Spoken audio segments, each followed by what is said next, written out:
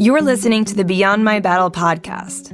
I'm your host, Martel Catalano. Part intimate, part informative, and wholly designed to support you in your journey, each episode combines personal stories with expert insights to explore the many themes of life with illness or disability.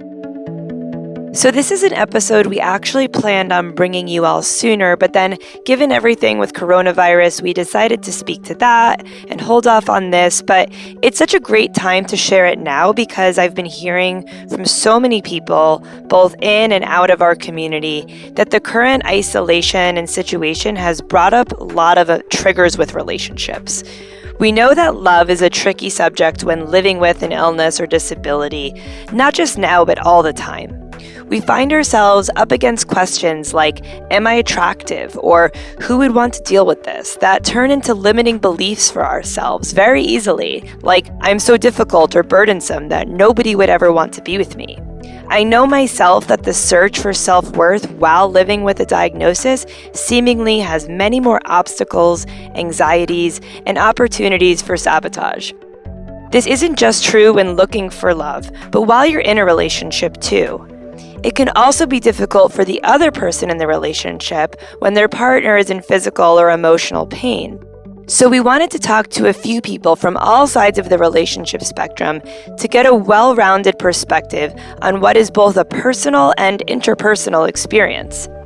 In this episode, you'll hear from a couple, Cole and Charisma, where Cole has a disability and Charisma does not, and also Alex, who is currently not in a relationship. To shine light on these stories and our lived experiences, I later speak to Alison Howe, who is a couples therapist.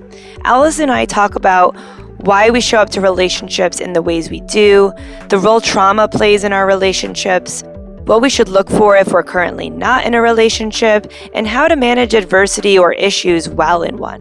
It's a great episode no matter where you're at, and we hope you enjoy.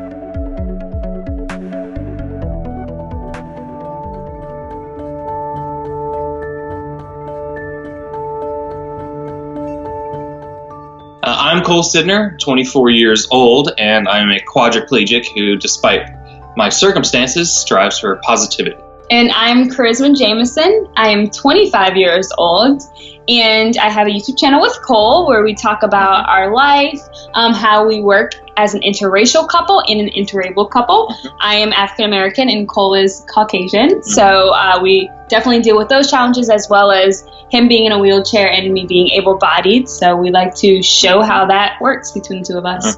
My name is Alex. I am 22, very new to chronic illness. I was diagnosed with migraine early in life, and as I got to be a college student, it started to really interfere. I was studying architecture and interior design, working as a full-time interior designer as well, and suddenly my diagnosis of migraine became so severe that I became disabled by it.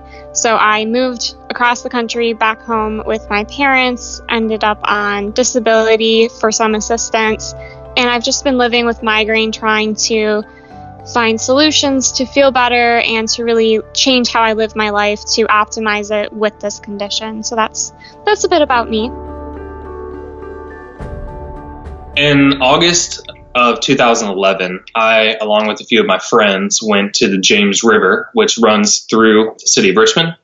And there were rocks there that people go and you can lay on them, sunbathe, and use them to get in and out of the water really easily. And when we were crossing the river at one point, I chose to dive in to get some momentum.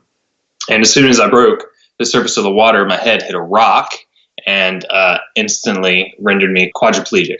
I broke my C5 and C6 vertebrae in my neck. And what that meant functionally was I could no longer use my hands, my arms, my legs, my trunk, pretty much everything.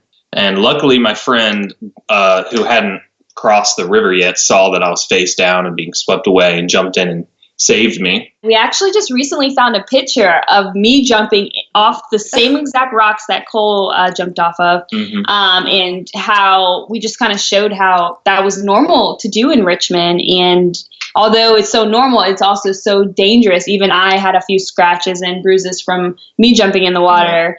For me, migraine is a lot of head pain constantly. I think I've had this migraine since 2017. So it's constant head pain that fluctuates, a lot of nausea. I have severe vertigo that goes with it. So sometimes if my head isn't throbbing, I'll still stand up and fall over because I'm super dizzy. And then just sensitivities to the regular human senses that we normally have. I call it sensory overload. So a clock ticking will just drive me nuts. The sunlight, even though I love it, it's not real fun. So it's just mostly pain and then managing symptoms and not really getting to participate in life the way I like. That's migraine. So we met at Sheltering Arms. I was a rehab tech there, so I worked with under the PTs and OTs and helping the therapists out with patients. And I was working there for about 2 years before I even noticed Cole. And I realized who he was because he was dating someone at the time, someone else. And my friend was like talking about the relationship, and she was like, "Do you know Cole?" And I was like, "No, who is that?" So she kind of introduced me to him. And then eventually, he and that girl broke up, and I was like, "Oh, well, he's kind of available, and I think he's really cute." So. There was a gala that was hosted by Sheltering Arms, the hospital. We both went to it, and she was looking real nice in this blue dress. I flirted a little bit with her there, and then she followed me that night on Instagram. And then I followed her back and liked some of her pictures, and then she liked some of my pictures. It was a classic 21st century way of getting someone's number. Very much so, and I have no shame because I got the girl, and that was my goal. My first semester, I was at Clemson University, and I met this great guy, and we ended up dating. And as we got into our relationship, my migraines got really bad. I didn't know what was happening. My doctor was 4 hours away, so he wasn't much help. And my biggest struggle was probably anxiety, but also then the anxiety with nausea that comes with migraine.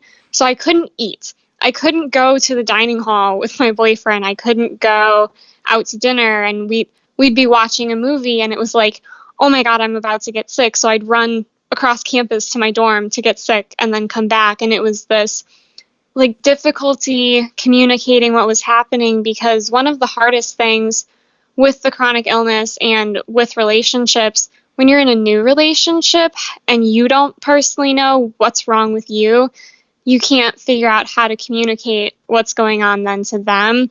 And eventually our relationship ended. It was just too much stress of my sickness and school and being two young kids. But it definitely, the illness played a big role in not continuing that relationship. When I was able-bodied, I could see a girl from across the room, and she'd look at me, and there's that kind of eye contact where there's something going on here, like kind of sparks. And that changed a lot when I was in a chair and very visible. I would look at a girl and they would just kind of look away. There'd be no double take. There'd be no meaningful eye contact. And maybe this is just like my mind playing tricks on me, but I really felt like that was because they saw the chair and therefore didn't find me attractive. When I changed the approach and said, you know what? I'm not going to try to hide this. I'm not going to be ashamed of it. I'm going to own it, embrace it, and then go after a girl.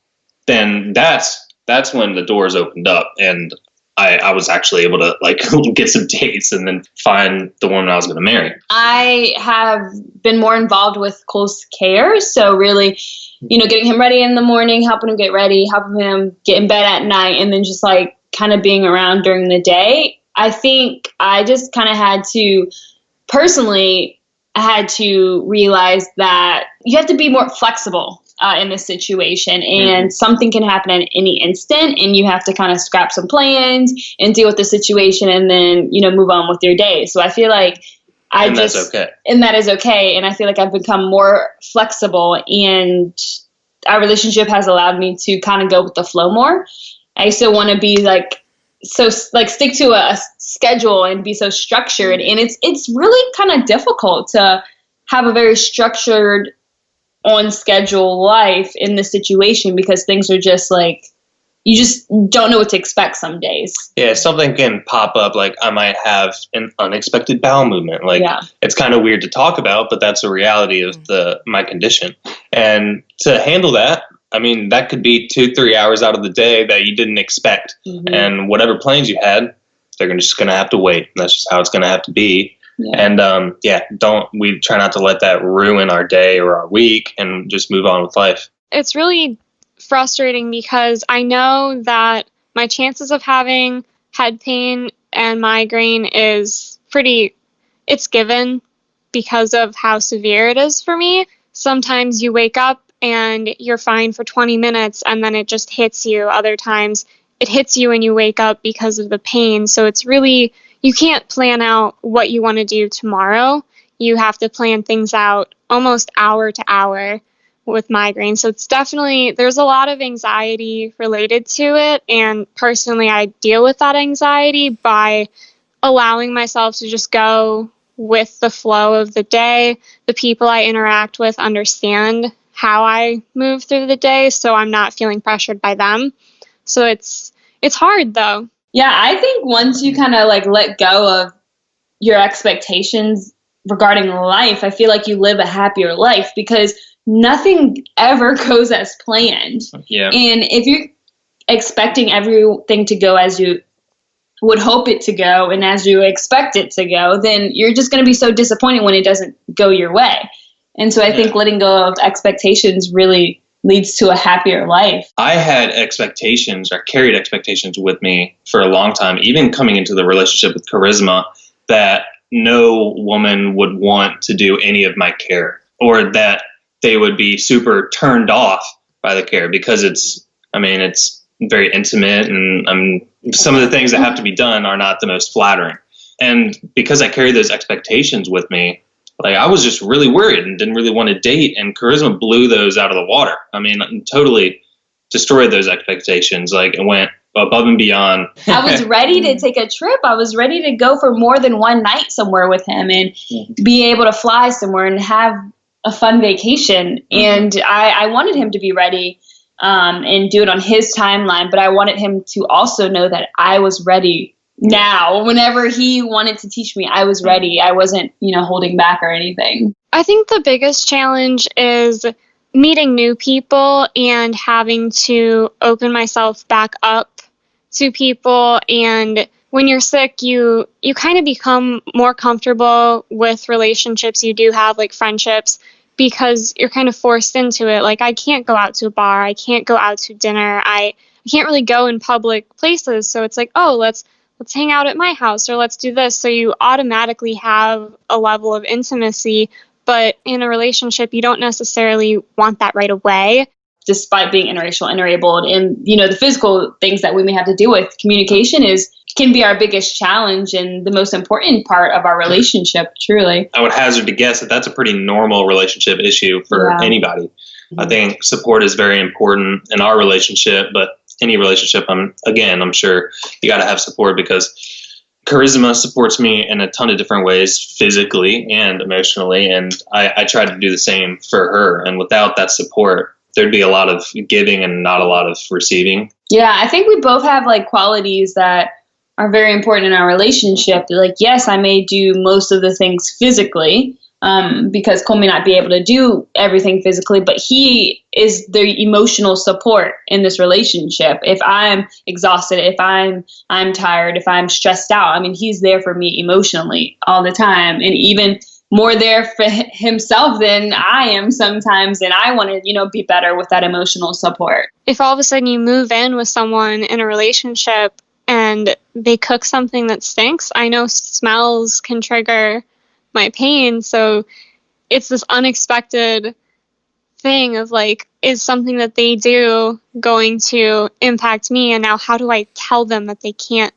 do this or they have to do it differently? And that comes even with living like roommates. At the core of it all is devotion. Yeah. If you love someone, you have to be devoted to them. And that means being there through the thick and the thin, the bad stuff, the good stuff, seeing all of it, the ugly, if you love them, that devotion will be there. Yeah. And it'll keep the relationship alive. I mean, that's what you say when you get married. Your vows are through sickness and in health. And everyone, it's so easy for you to be with someone when the times are good and it's going great. But as soon as things get hard, the devotion goes away. People run away because they don't like challenges. They don't know how to face challenges. And I don't think they're being honest with themselves and others about how they feel about a situation. I feel like if we are more honest about how we feel and open up more, then I think we can overcome those. That first relationship I had at Clemson, that was the thing. It was like, I didn't know my illness. And now that I do, perhaps if I encountered someone like that again, it would be very different. It gives you hope because you're like, okay, now I know this better, so I can implement these strategies. My advice would be to find a support system, because I think that of a lot of these relationships, they're different. And I think you have to have a different mentality, and they're hard. They're not easy. And no relationship is easy, to be honest. But I think for anyone, it's always good to have someone to talk to, not someone to complain. Like, you don't want to run to someone and complain about everything going on in your life and your relationship, but someone to talk to and to lift you up when you need to be, lifted up, and lift them up too, and lift them up as well. My advice would be just to not forget about the love. Yeah. And I say that because when there are, stresses and something happens where maybe we had all these plans, like we were mentioning earlier, and something came up and we had to cancel everything. And that can be really frustrating for both of us. And both of us are just kind of in a mood and struggling. It's like, this is terrible. And sometimes I have to take a step back and remember that it's all about the love. We're in this relationship because we love each other, because it feels good to be loved, to love someone else. And as long as I remember that, I know there's not going to be anything that can, rip us apart.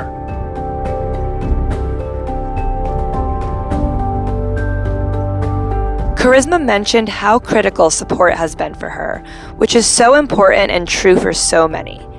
Beyond My Battle now offers free facilitated virtual support groups that meet weekly online. We have one for those living with any kind of illness or disability, which meets on Thursdays, and we also have a separate group just for caregivers that meets on Tuesdays. Sign up at beyondmybattle.org under support. Now back to our episode all about love and relationships. My name is Alison Howe, and I'm a couple therapist, and I work exclusively with couples of all ages, couples who are in early stage of finding romantic love in their 20s right till the end of the lifespan. In this episode, we talked with a few people who shared their stories of love and relationships, both with chronic illness and disability, and also being the lover of said people. What's your experience working with people in this population? I've actually had a number of experiences in the last decade of working with couples, some couples who entered the relationship knowing full well that their partner either had a disability or chronic illness, and then other couples who perhaps came to the diagnosis during the course of the relationship. So I've experienced it with quite a number of couples, actually. How does vulnerability play into those relationships, and how, if you know willingly that you're entering into a relationship with someone who is already with diagnosis, or someone acquires a diagnosis, they both require that vulnerability. What makes relationship so unique for all people, and especially for people living with chronic illness, disability? There's just some elements of being in a relationship that are true for everyone. Number one, there is nothing more difficult than to be in a relationship with another human being. And there's nothing more difficult than being in a primary relationship, because primary relationships are unique in the sense that they activate memory systems. Memory systems from the very first experience each partner had with their initial attachment figure, also known as parent. Could also be significant grandparent, could be a sibling who took a strong parenting role, or could be an ex-lover or husband, wife. We have these really strong relationships when they're primary in that we project experiences onto one another. So that's true for all human beings. So now when we, change the story a bit, and now we may have one partner in a relationship who has a chronic illness or a disability, yes, it's an additional challenge. And to your point about vulnerability, vulnerability is important in all relationships if they're really going to be strong and secure. But I believe it's especially important for couples who are in this together with a chronic illness or disability. I think, branching off of what you just said, when a diagnosis enters into your life, you are no different than any other human. We're all going through the path of finding love, finding relationships, which is a natural part of life. We're human beings. We want to feel comforted. We want to feel safe and secure. We want to procreate, probably. So we're seeking this companionship. But a lot of studies have been done to show that diagnosis of a life-altering disease, whether it's, a sudden accident, cancer, whatever the situation is, brings up trauma. And I feel like what you're getting at is that kind of trauma sends us back to whatever we have clung to from past significant people in our lives, or how we've dealt with trauma leading up to that moment. Do you feel like trauma plays a major role in this? I do. I want to say a couple of things first before I speak about trauma. One is, human beings don't come to relationship with a real sense of how do I do this? I mean, we do come to it if we were fortunate enough, if we had parents who had a relationship that was based on fairness and sensitivity, mutuality, collaboration, true teamwork. If we were fortunate enough to have parents who modeled that for us, I think we're a little bit ahead of the game. But even in those situations, no one really gives us the standard operating protocol for how to do this well. And people have all sorts of wrong ideas about what relationship is. And it's not because they're ignorant or they are poorly intentioned. It's just they just don't realize that it's about survival. First and foremost, relationship is not about romantic love. I know that can be really disappointing for listeners when they hear that, but it's first and foremost about safety and security. Just like animals in the wild, we are meant to protect each other from outside forces, right? So when you see mammals who pair bond out in the wild, that's what they're doing. The threats come from outside, and their job is to keep each other secure and protect each other from those outside threats. Unfortunately, in human relationships, people don't realize they can be threatening to one another so easily. We all do it, even in the best of relationships. Threatening sounds in our voice, expressions, the certain look in your eye that can bring me back to the time and place where I felt judged. This kind of experience is happening routinely in human relationship. And for couples who don't take the time to learn, in my line of work, we call it each other's owner's manual, to really understand how their partner works, they can make all sorts of errors and misappraisals. So to your point about trauma, I'll just quickly say there's trauma.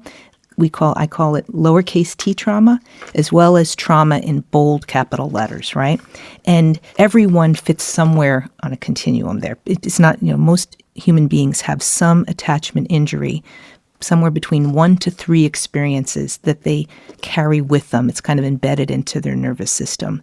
And it's really important for partners to learn what those are so you can learn how to manage and work with your partner. How do we learn to be in a relationship? How do we learn when we're just people growing up in the world and there's these societal things thrown at us and we may not have had good relationship modeled to us by our own parents, which is unfortunately incredibly common. What are the qualities of supportive, healthy relationship? This is where it gets really fascinating and complicated. Every relationship that forms when two people come together, it's like a snowflake. It will never be duplicated. Who you are in your relationship, you're a certain way. That particular relationship will bring out certain experiences, both from the past, that memory system we spoke about, as well as new moments you create with your partner based on the present. But if you were to be partnered with another person, you will be somewhat different. So right there you can see that it's just... Don't you agree? It's so complicated and also interesting, I think. Because we project the past ones onto the new ones, and we also hold ourselves to the same expectations, perhaps, as the old ones. Right.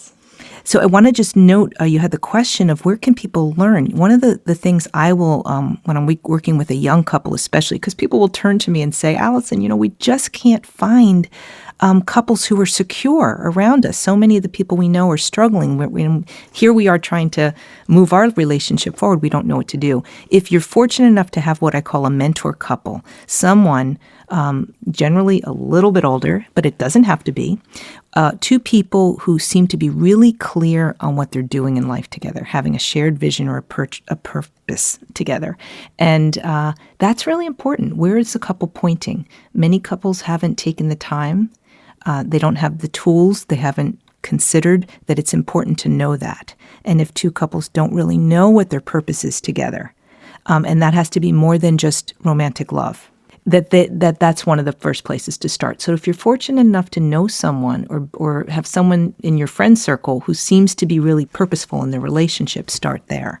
Other things I encourage is to get into a relationship. For single people, there was a period of time in the 70s, it was really the me psychology period or era where people felt that I cannot be in a relationship until I really know myself well. Now, in theory, right, that makes so much sense. However, there's parts of it that really don't add up. Here's how. If that were true, when a child was born, we'd put them in a cave and we just leave them, and they would, as they grow up, they'd learn themselves, They'd get clear on who they are. We actually learn who we are in the eyes and in the care of someone who believes in us and who we find to be trustworthy. And through a back and forth experience of being with a good enough caregiver, a person can get clear on what they believe, what they think. It gets reflected back in partnership. So, one of the best ways to find out who you are is to find someone who's trustworthy, someone who thinks highly of you and you think highly of them, and then be in a relationship. Try it out. Try it out. I want to touch on this idea of fear. Obviously, that's really, really common in the community that we're dealing with here, where people have something, quote unquote, flawed or wrong, even worse, wrong with them. In my case, someone who's going blind, we develop this story about ourselves that we're either unworthy of love or maybe it's not unworthy. It's just like no one would ever be able to live with this or help properly or understand. So we're dealing with this subconscious, maybe even conscious feeling of, I don't want to be in a relationship, or no one would want to be in a relationship with me. How can we overcome that fear? I mean, that's a huge question, but... No, but it's an important one. Well, I think a good way to start is to look at one of the ways that you can be successful in a relationship that people often overlook. And it's because I think to your point earlier, we get captivated by movies and things that we see on Facebook where people show the best of themselves, when in reality, one of the reasons relationships fall apart is because people stop paying attention to one another. People are no longer curious and interested in one another. By the way, those two ways of relating are really usually online during early stages of courtship. That happens quite effortlessly for people. The brain rewards us when we're interested in another person. We just want to pay attention to them. We think we hang on their every word. Unfortunately, that doesn't last. But it is a way, to your point, how can, if you're not feeling super confident or you're pretty hard on yourself because you're struggling with a disability or chronic illness, you may be overlooking a key piece of relationship, which is to be a person who's present and interested in another person is one of the greatest gifts you can give.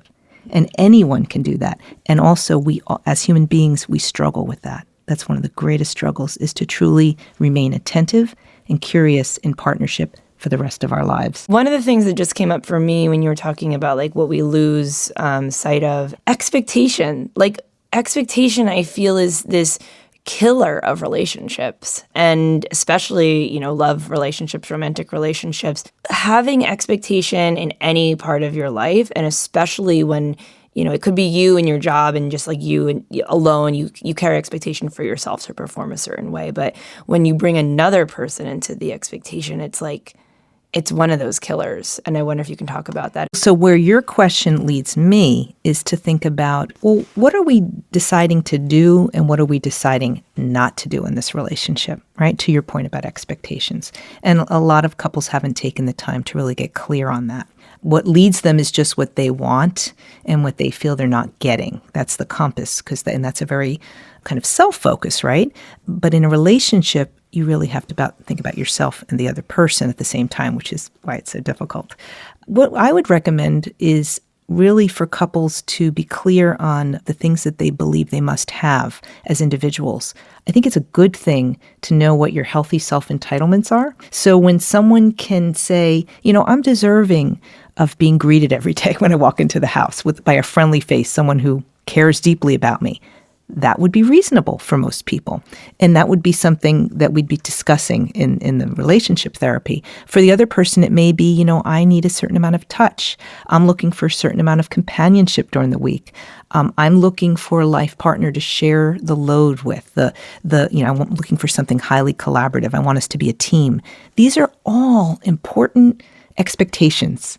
And I think the couples that do the best, I have found, are the ones who get really comfortable being completely clear on that and saying, yeah, it makes sense. Why don't we do this? Let's not leave it for chance. Let's decide what we believe our principles are, and then let's do it. And I just want to say, if one of us is not doing something that we decided we believed was really good for us to do, that's a time for us to be accountable. That's the time we're supposed to really come down pretty hard on each other and say, well, wait a minute, I thought we promised, and that would be the kind of thing you only do with each other, right? That you're able to be the boss of each other in this one area. And if you color outside of the line, which happens because we're human, that you repair it quickly and you get back to the business of keeping your agreements. Yeah, I feel like that changes expectation to agreement. It's no longer an expectation if you've talked about it and you've agreed upon it. It's clear communication and supportive relation. So you hit on something so important, which is that many couples are navigating together entirely on these expectations, and a lot of them haven't even been verbalized. It becomes an agreement that we would actually sign in blood, which means that we have to really make sure when we're making it that we both buy into it and it's going to work for both of us. Mm-hmm. And because when we're under pressure, when our brain is hijacked by emotions, that's the time when we have to remember our agreement the most. And that's the time when we don't want to follow our agreements. Right. That makes me think about the fight, flight, freeze response of our nervous system, which when we're under so much stress, and we know as people living with either, serious pain or physical limitation or however their medical condition presents itself, we are under a heightened amount of stress. And for someone who might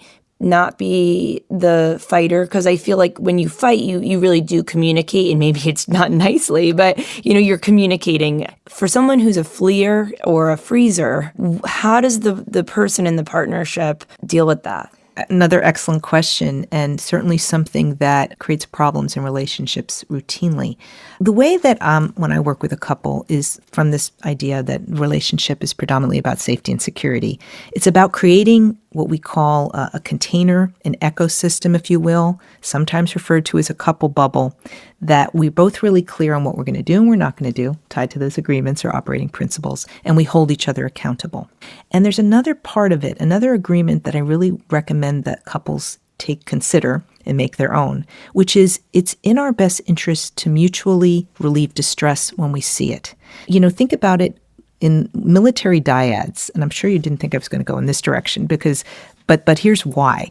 Military dyads train for battle, right? They learn each other well, Ranger buddies, for instance, so that when they go out in battle and they're attacked by the enemy, they know so much about one another that they can keep each other safe and secure.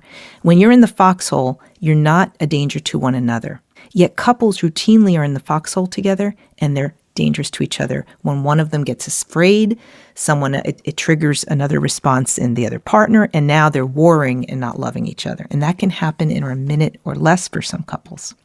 So one of the things to do is for couples to see that nothing positive can happen if they don't get the relationship in that moment stabilized.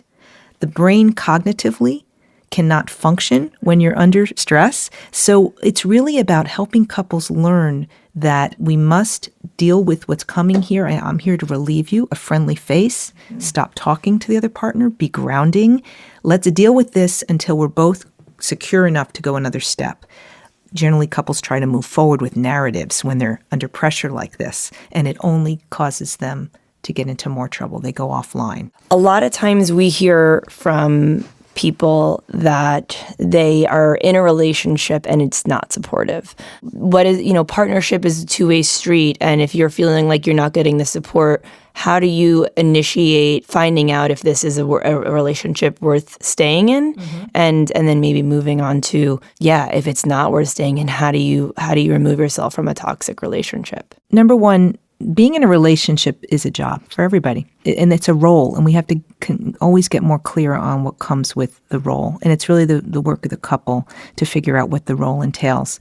If supporting one another is something that one person believes, it is so important for them both to be having a conversation about what support looks like, because support is just a word, but we really need to be completely clear on what someone has in mind about what is supportive and what isn't supportive. We say a lot of things, even in ourselves, we all do this as humans, but upon close inspection, what we're saying doesn't always match what we really want. We're even fooled by our own narratives sometimes. So we have to see really clearly, what is it a person is saying they want, and do they really want it? And the body often will tell the story. One of the best things in therapy is that you can see if what a person is saying is matching in terms of a somatic response is there as well. So if you're in a relationship where you're feeling, try as you might, that you're not getting support, I think that could certainly be a deal breaker. I'd also think a question I'd be having, though, if I was working with a couple, is if the person who's not feeling supported, could it be that their partner feels the same way, right? The leveling of the playing field, if you will. And oftentimes, when we go in that direction, we learn that there's more than one partner in the room who feels they're not getting what they want. And that's a good thing to get that out in the open, because now we can go that next step to help the couple find out how they can be more supportive of one another. Alison, we've heard from various people over the years, couples who one person receives a diagnosis partway through the relationship, and there is such denial and dismissiveness from the person without the diagnosis, even in certain situations, completely disbelief of their lover's diagnosis. And this is an extreme situation, but it's unfortunately kind of common. What is your response to that? Look, as humans, we have a tendency to bend reality. It's a way for us to defend against loss. And, in that scene where you're describing the partner sharing their diagnosis with their partner who's just in disbelief or even just saying it's not true, boy, I'd have to see it. But part of me is just completely curious if the one who is denying it is really can't quite grapple with their own emotions of impending loss, where their mind went, that could be their own experiences in life where they haven't been supported around loss. I don't know. I'd have to see it. But I'd also have to point out that I feel completely for the person who's sharing their diagnosis and being so alone. So right there, it seems like those two people are activating memory systems where they both didn't feel supported in the past, and their job now is to find a way to be secure and determine if they want to move forward with the future.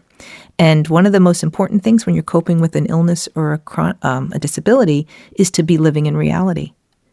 As hard as it is, avoiding it is far worse.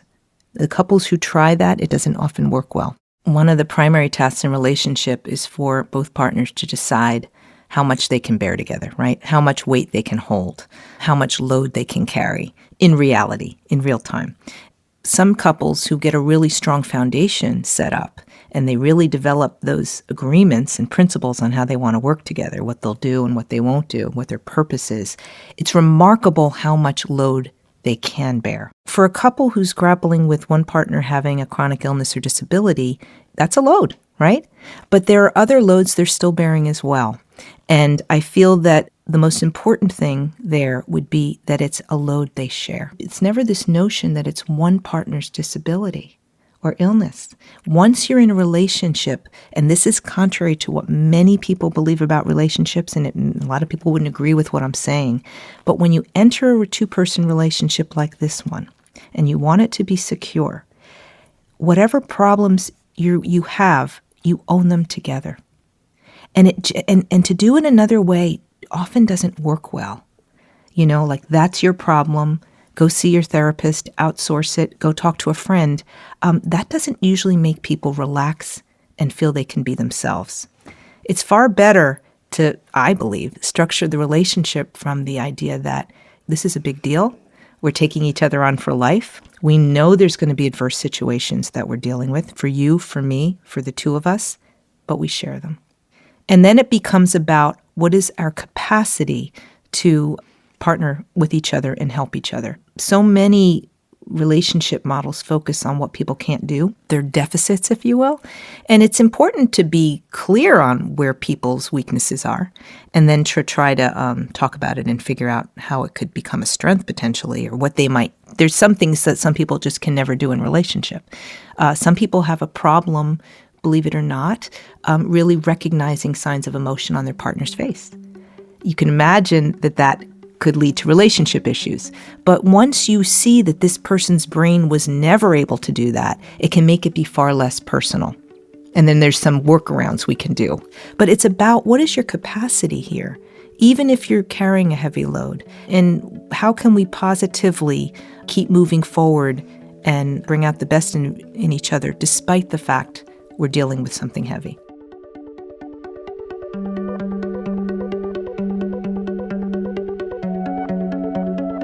This show is presented by Beyond My Battle, a nonprofit helping people manage the stress of illness and disability. All of the organization's resources, like this podcast, are rooted in mindfulness, awareness, and compassion to help individuals and care partners live happier, healthier, and more resilient lives. To support the podcast or any of our other programs, visit beyondmybattle.org/donate. If you enjoyed this episode, be sure to subscribe, rate, review, and share with your family and friends.